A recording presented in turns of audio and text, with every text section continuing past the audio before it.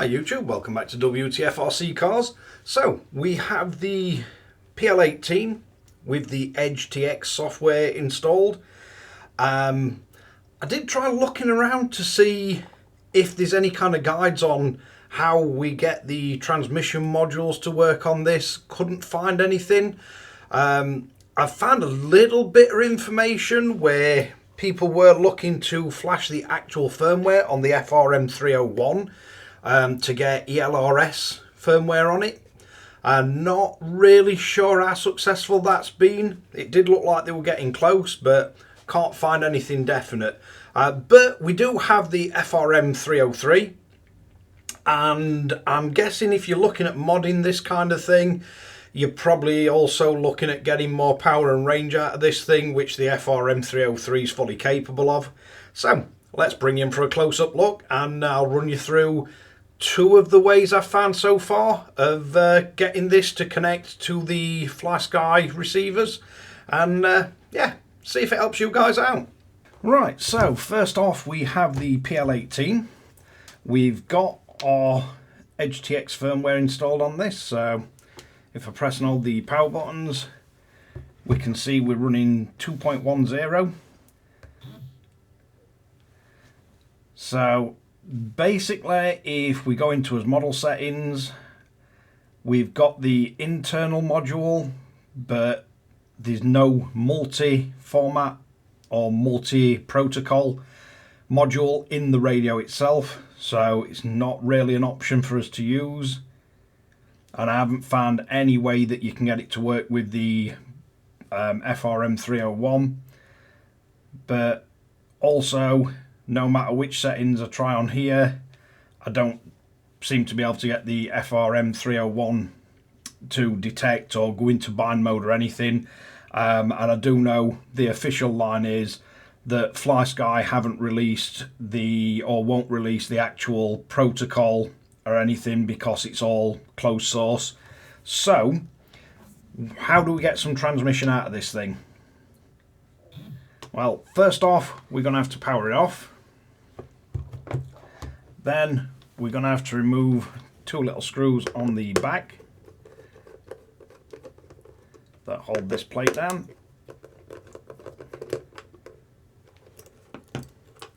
And as I say, I'm not sure if anybody's got a complete guide on how to actually use the original FRM301. Technically you should be able to flash the firmware on it, but it's not something I've tried yet. So you're then going to need to get the FRM303. If you buy, it's a bit weird how these are listed, so if you buy the youth version or the standard version, you just get the actual module, so you'd have to find a way of fastening this on. If you buy the full version, or carefree version I think it's called, you get all the adapter plates for the PL18. I think it'll work on the PL18 EV, the ST8, and you do get, I think there's 3 of these little adapters. But basically you get the adapters, all the cables and the screws. So we're just going to plug this into the bottom of the 303, and then you just want to make sure the cables sit flat, and you've got a couple of little holes on the back, they line up. Then we can take 2 of the screws that we get with the actual kit,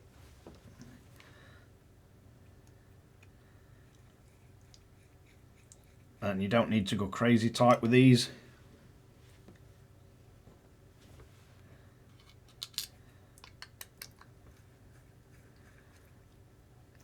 But it does mean you've now got quite a neat module with proper connection on it. So you can use whichever antenna you like on this. They do the Yagi style beam antenna, or you can just use omnidirectional one. Then we get another couple of screws. Let's have a look what size these are. I think these are 2.5mm. Yep.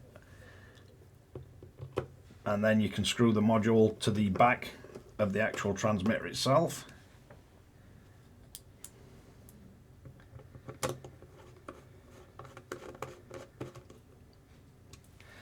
So once we've got that on, we can now flick back over to the Edge TX software.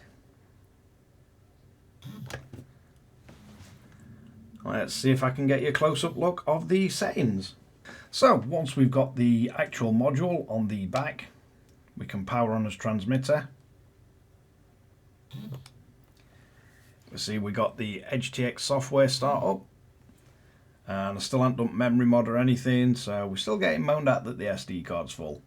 But if we go into our Edge TX, go into his model settings, go into external, so we can scroll down. We've got PPM at top, or we can go S-Bus, and you'll hear that the actual module's sort of powered up. So we've got a few settings that we can change. Change refresh and everything. So we've got as channel range. Don't think we can change top one, but I think that just changes your start channel. But basically, to get this to work, you need to have the FRM303 in S-Bus mode. So we're going to turn it off, hold the up, power it back on. Should see as light flashing blue. If you press alt way down, so we want to be all the way from the bottom, you'll get the high pitch beep. You want to be one up, which is iBus. Press and hold. Then press left to back out. Now we need to get as receiver. So for this, I'm going to use the FTR10. So if we power this up in bind mode, then we can press and hold as option button. Then we can take it to bind. So now we've got the FRM303 bound to the FTR10. And if I get a random servo just to show you it's working. So this is now controlling the FRM module over S-Bus. But with this way of doing it, yes, you've got your connection, but you've got the limitations of S-Bus, and you also can't control the FRM303. So let's have a look at another way. So that's showing you how to get it connected in S-Bus, but if we flip the transmitter over, I want to turn it off again, turn it on, press and hold up, and then we go alt weight at top, you'll get another beep. So you want one back from all the way up, press and hold, then press back. Then what we're going to need to do is go into our model select, external RF, change it from S-Bus to AFHDS3, set these correctly. So I'm going to want it running in 10 channel, and then you should see disconnected. Then we can put it into bind, it'll enter binding mode. So you'll see we're now controlling the actual module. So if we get as receiver again and we put it into bind mode, we see a solid light, we see we're now connected, and we've now got control of the servo.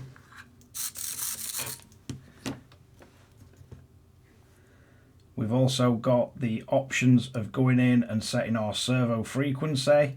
So I've got 333 set up, but you can go custom.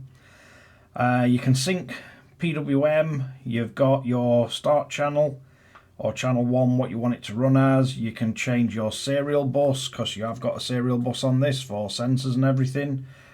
So we can swap that to iBus in, iBus out, or S-Bus. And signal output we can control. Failsafe mode, you can have hold where it is, custom, no pulse at all, or whatever receiver's set to. But that'll now let us bind to the AFHDS3 receivers and fully control the output of the FRM303.